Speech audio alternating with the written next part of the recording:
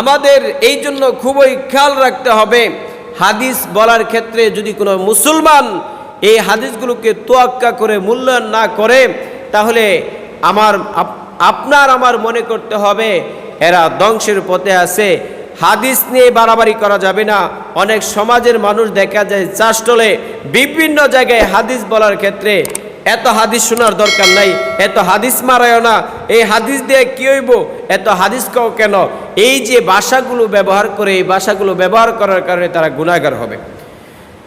কারণ হলো হযরত ইমাম মালিক রহমতুল্লাহি আলাইহি ছাত্রদেরকে নিয়ে হাদিসের দর্শ দিচ্ছিলেন।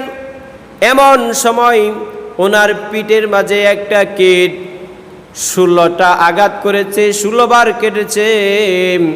হযরত ইমাম মালিক রহমতুল্লাহি আলাইহি বিন্দু পরিমাণ নড়াচড়া করে নাই, বরং বিষাক্ত কীটের আঘাতে ওনার চেহারাটা কালো হয়ে গেল। তারপরও হাদিস বলা বন্ধ করে নাই।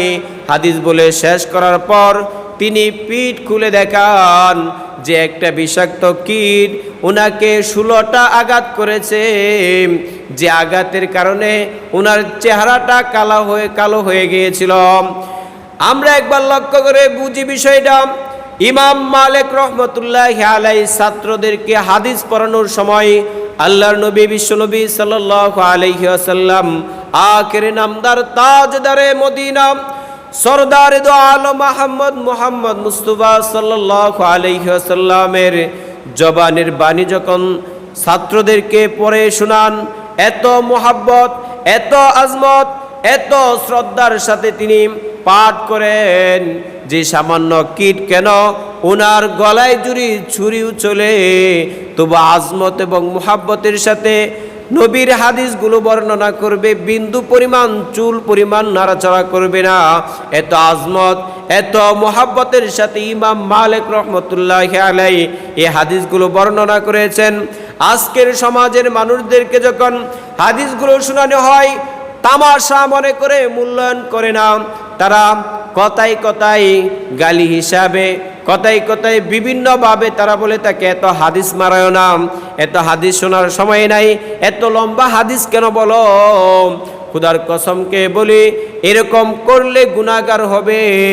সুতরাং এই সমস্ত কাজ থেকে আল্লাহ পাক রব্বুল আলামিন আমাদেরকে হেফাজত করুন। সম্মানিত উপস্থিতি, এত কিছু বলার একটাই কারণ হলো আজকে মুহররমের 5 তারিখ। এই মুহররমের 5 তারিখে আমরা বিগত 15 বছর আগে দেখেছি জারি গাইতো এবং সিন্নি টাকা নিত, চাল নিত, এভাবে বিভিন্ন জিনিস বিভিন্ন বাড়ি থেকে নিয়ে যাইত। সমাজ শিক্ষিত হওয়ার কারণে, সমাজের মানুষগুলো শিক্ষিত হওয়ার কারণে আজ সভ্যতা ফিরে এসেছে সমাজে। আস্তে আস্তে এই লাকড়ি বাকড়ি খেলা, জারি গাওয়া, এগুলো আস্তে আস্তে সমাজ থেকে উঠে যাইতেছে। সম্মানিত হাজিরিন,